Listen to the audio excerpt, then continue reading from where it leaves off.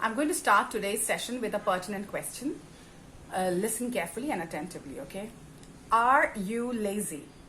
Yes, that is the question. And don't be surprised because I know that everyone, each one of us, somewhere, sometimes definitely gets lazy, isn't it?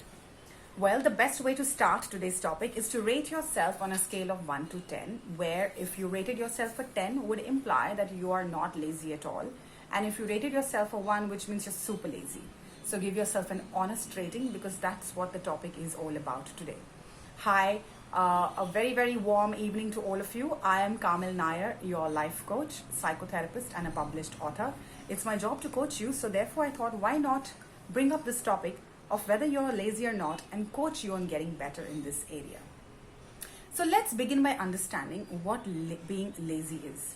So, the dictionary defines being lazy as a person who has this disinclination to do the normal stuff, which he or she can very easily do. Meaning this person doesn't perform this task simply because he or she feels there is a lot of effort involved in it. And this task would be very, very menial or a very large one, but a disinclination to do that. Now, this is the definition of lazy. Now, lazy can be confused with being idle and also sometimes gets confused with procrastination. But let me tell you the difference. Being idle doesn't essentially mean that you're lazy. Being idle may mean that you're just a person who likes to sit and do nothing, maybe because you don't have anything to do, or you just want to spend some idle time with yourself. Now, what is the difference between being lazy and a procrastinator?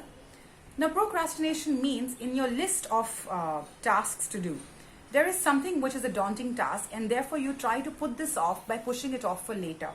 There is a constant delay, but there is an inclination to do it. If not now, there is an inclination to do this task later. And therefore, there is a clear difference between a person who's lazy and a procrastinator. You can very, very comfortably discern between these two. And therefore, I thought being procrastinator is still being better than being lazy, but being lazy can really hit you hard in your core. Let me explain how. Now, let's understand the effects, the ill effects of being lazy in two aspects. One is at a psychological level, which is your mental well-being, and the other is at the physical level. So what happens to you when you're lazy at the mental level? So when you're lazy, you're not going to be creative, because if you have to be creative, you have to do something new. You have to learn something new. You have to challenge yourself.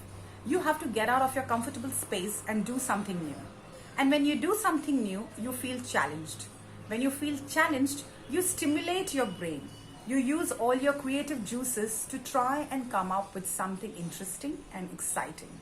And therefore, that gives you a thorough mental exercise, and therefore your mind is active.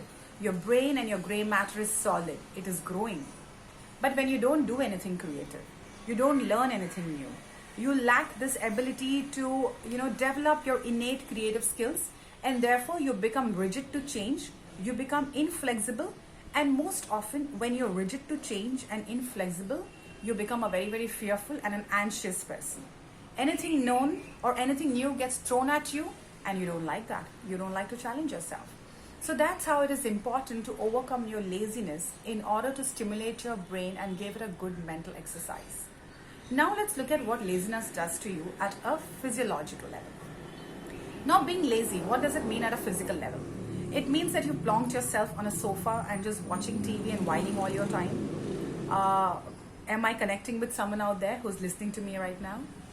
Are you the kind of person who spends all day on the bed thinking about what to do next, and when that thought actually converts into doing an action, you put that action off very, very conveniently and comfortably by telling yourself, oh, it involves so much effort, maybe I'll do something else or do something easier.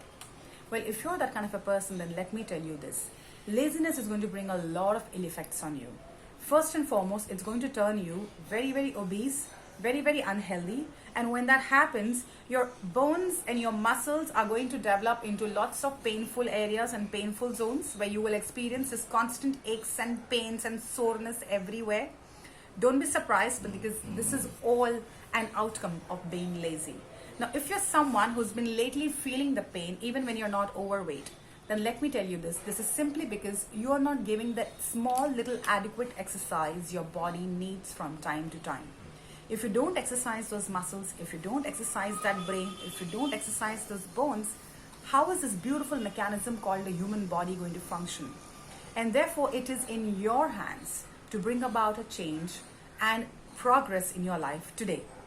And therefore, I request you to assert these three main characteristics which all of us have as innate traits. First one being discipline, the most essential quality. If you want to overcome laziness, then the best way to do this is to assert your discipline. Become a very, very disciplined person, and you will see laziness being shooed away from your life like this. Second one is to not put too much pressure on yourself of great expectations. Give yourself small targets, okay?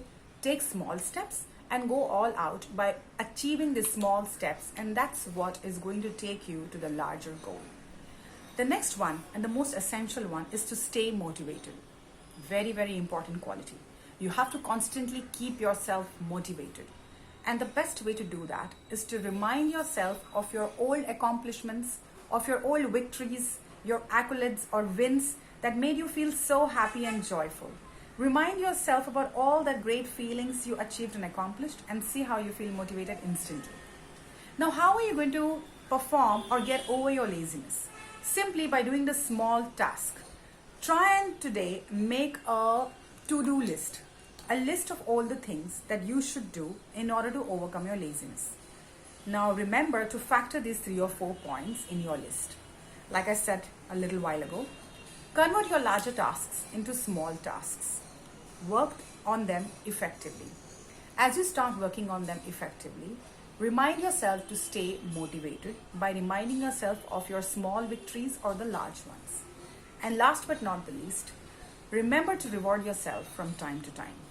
Give yourself that nice little ice cream or a good indulgence in terms of maybe a brownie or a pastry or a cake. That's exactly what I would do with myself. Or buy yourself something new to tell yourself that you've done a good job. Because this kind of a motivation, this kind of an incentive program is really going to boost your spirit and keep you going on the track. And this is how you're going to overcome your laziness. Well, with that, I end this session today. If you like this topic and if you have any other suggestions or something else to share, feel free to drop me an email. My email ID is coach@carmelnair.com. My website is www.carmelnair.com. I'm all ears waiting to hear from you. Until then, remember to love yourself, exercise mentally, exercise physically, and stay away from laziness. Bye-bye.